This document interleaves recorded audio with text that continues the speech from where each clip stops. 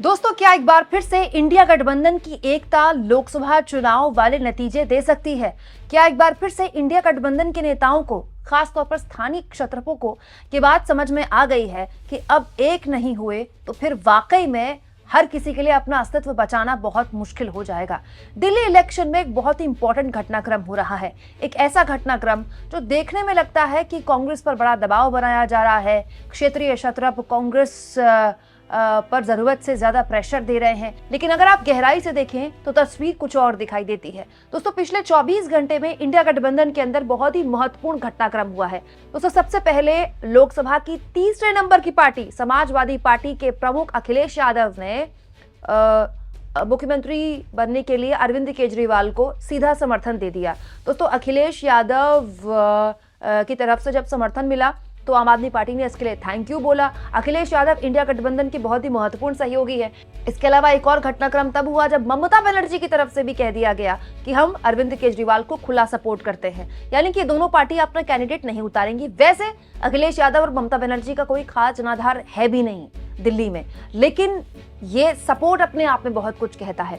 हालत ये हो गई दोस्तों कि खुद कांग्रेस पार्टी के वरिष्ठ नेता पृथ्वीराज चौहान सामने आ गए और उन्होंने कह दिया कि उन्हें लगता है कि दिल्ली में केजरीवाल ही जीतेंगे। मतलब कांग्रेस पार्टी के महाराष्ट्र के नेता भी कह रहे हैं कि दिल्ली में केजरीवाल ही जीतेंगे और उनका सपोर्ट कर दिया दोस्तों उद्धव ठाकरे की पार्टी के सबसे बोलने वाले नेताओं में से एक संजय राउत ने कह दिया कि हाँ, उनको भी यही लगता है कि केजरीवाल ही जीतेंगे। तो आपको क्या लगता है दोस्तों? पहले अखिलेश यादव, ममता बनर्जी, उसके बाद खुद कांग्रेस पार्टी के बड़े नेता और उसके बाद उद्धव ठाकरे की पार्टी की तरफ से ये जो सुर आ रहे हैं, ये जो समर्थन की आवाजें आ रही है, ये किस ओर इशारा करती हैं? ये इस ओर इशारा करती है दोस्तों कि इंडिया गठबंधन की ये बात समझ में आ गई है कि हरियाणा और महाराष्ट्र की हार के बाद भी अगर इंडिया एक नहीं हुआ तो फिर एक होने के लिए कुछ बचेगा नहीं।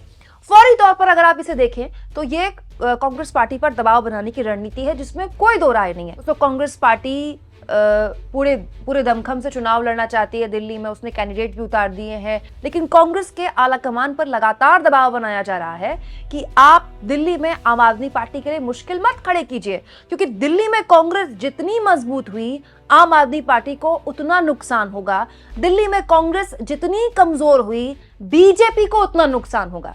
मतलब बीजेपी के फायदे में है अगर कांग्रेस मजबूती से यहां चुनाव लड़ती है, क्योंकि कांग्रेस अगर वोट काटेगी तो वो आम आदमी पार्टी के वोट काटेगी, क्योंकि आम आदमी पार्टी ने ही उसके सारे वोट लिए हैं। लेकिन इंडिया गठबंधन के बड़े नेताओं का समर्थन कर देना, खुद कांग्रेस पार्टी के बड़े नेताओं का सामने आ जाना, ये कहते हुए कि उन्हें लगता है केजरीवाल ही जीतेंगे, ये अपने आप में भविष्य की राजनीति को लेकर बहुत से संकेत देता है।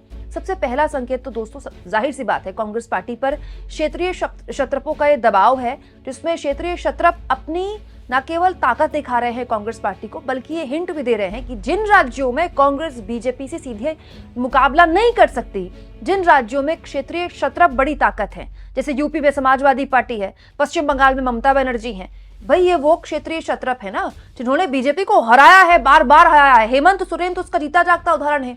झारखंड में हेमंत सोरेन के साथ क्या क्या नहीं किया गया, उनको जेल डाला गया, ईडी उनके पीछे छोड़ी गई, तमाम तरह के आरोप उन पर मुसलमान परस्त होने के लगाए गए। मोदी जी ने रोटी बेटी माटी का नारा दे दिया, लेकिन कुछ नहीं चला। हेमंत सोरेन की जीत के बूते ही, हेमंत सोरेन के चेहरे के बूते ही कांग्रेस पार्टी वहां पर इंडिया गठबंधन के रसूख को और उसके वजूद को बचा पाई। तो ये क्षेत्रीय क्षत्रपों ने बार बार करके दिखाया है। ऑन द कॉन्ट्रैरी, जिन राज्यों में कांग्रेस पार्टी को बीजेपी के खिलाफ लड़ाई लड़नी होती है, कांग्रेस पार्टी या तो अति उत्साह में हरियाणा जैसा कोई बड़ी गलती कर देती है, या फिर कांग्रेस पार्टी स्टैंड ही नहीं कर पाती बीजेपी के खिलाफ। तो ये क्षेत्रीय क्षत्रपों का कांग्रेस पार्टी को एक तरह से मैसेज कह लीजिए, या एक तरह से आप उनको एक दबाव की राजनीति कह लीजिए कि आप उन इलाकों में, उन राज्यों में ज्यादा जोर मत लगाइए जहां पर बीजेपी की हारने की संभावना ज्यादा है। और बीजेपी को हरा कौन रहा है? क्षेत्रीय क्षत्रप हरा रहा है। कौन? अरविंद केजरीवाल हरा रहा है। तो जाहिर सी बात है, इसको बहुत से लोग कह रहे हैं कि इंडिया गठबंधन राहुल गांधी के बढ़ती लोकप्रियता को लेकर बहुत टेंशन में आ गया और इंडिया गठबंधन के बीच में घमासान चल रहा है। लेकिन कई बार कुछ घमासान होता है या कुछ मंथन होता है ना, तो उस मंथन से कुछ अच्छा निकल कर आता है। कांग्रेस की स्थिति दिल्ली में ऐसी नहीं है कि वो एक सीट से ऊपर निकाल रहे, इनफैक्ट एक या दो सीट भी निकल गई तो बहुत बड़ी बात है। बीजेपी और आम आदमी पार्टी के बीच की ही टक्कर है और ये साफ पोलराइज दिख रहा है। मतलब इसमें कोई वोटर के दिमाग में भी कोई कंफ्यूजन नहीं है, पत्रकारों के दिमाग में भी कोई कंफ्यूजन नहीं है कि लड़ाई सीधी झाड़ू और कमल के बीच में है। और दोस्तों मजबूती से केजरीवाल इसके लिए चुनाव भी लड़ रहे हैं। रोज सुबह शेड्यूल आ जाता है कि आज 12 बजे प्रेस कॉन्फ्रेंस होने वाली है, 11 बजे प्रेस कॉन्फ्रेंस होने वाली है। सुबह आम आदमी पार्टी प्रेस कॉन्फ्रेंस करती है 11 बजे 12 बजे, पूरा दिन न्यूज चैनल्स पे उसी प्रेस कॉन्फ्रेंस को लेकर जो आरोप बीजेपी पर लगाती है उसी पर चर्चा होती है।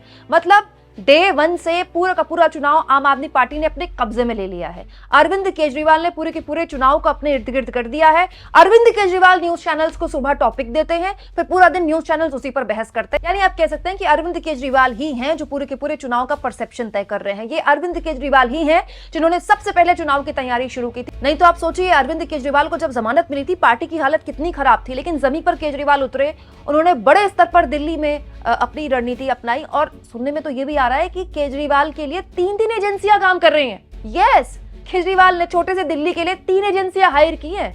और तो और पंजाब की टीम भी बुलाई गई है। पंजाब की टीम एक एक घर में 3-3, 4-4 बार जा रहे हैं लोग।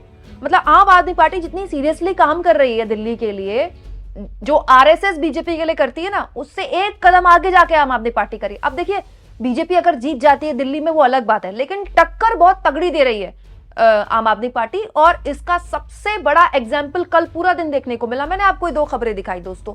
पूरा दिन न्यूज चैनल्स में अरविंद केजरीवाल ने बीजेपी के शीश महल के नैरेटिव की धज्जी उड़ा दी।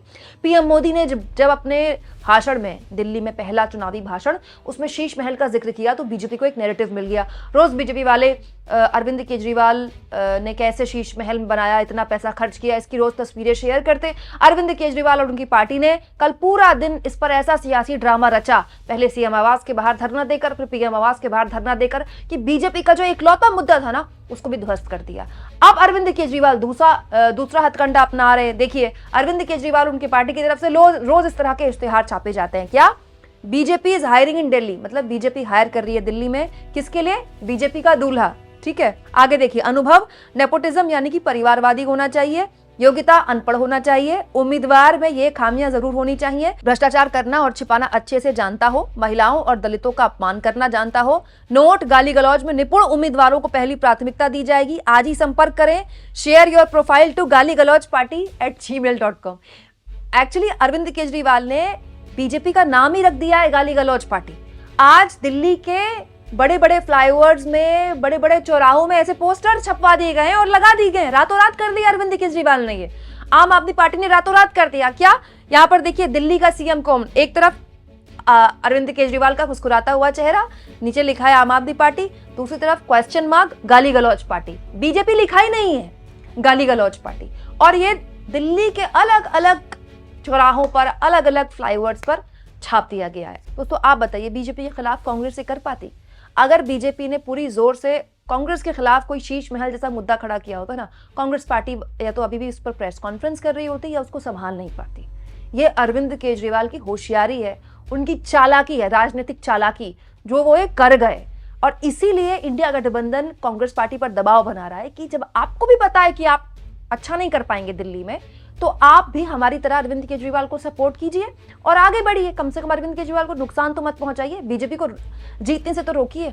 जाहिर सी बात है दोस्तों, कांग्रेस पार्टी के अंदर इसको लेकर एक मत नहीं है, क्योंकि कांग्रेस पार्टी का शीर्ष नेतृत्व ये मानता है कि अगर अरविंद केजरीवाल दिल्ली में हार जाते हैं तो पंजाब में कांग्रेस पार्टी के लिए वापसी करना आसान हो जाएगा, क्योंकि बेस हिल जाएगा केजरीवाल का। इसलिए कांग्रेस ये समझती है कि केजरीवाल जीत गया तो भी अच्छा है, बीजेपी जीतने से बच जाएगी, केजरीवाल हार गए तो भी अच्छा है, कांग्रेस के लिए पंजाब में रास्ते खुल जाएंगे। लेकिन यहाँ पर यह भी गौर करना चाहिए कि कुछ दिन पहले अजय माकन को एक प्रेस कॉन्फ्रेंस करनी थी, उसमें उन्होंने अरविंद केजरीवाल के लिए देशद्रोही जैसे शब्दों का इस्तेमाल किया, लेकिन ऐन वक्त में उन्होंने प्रेस कॉन्फ्रेंस कैंसिल कर दी और दोबारा वो प्रेस कॉन्फ्रेंस हुई भी नहीं।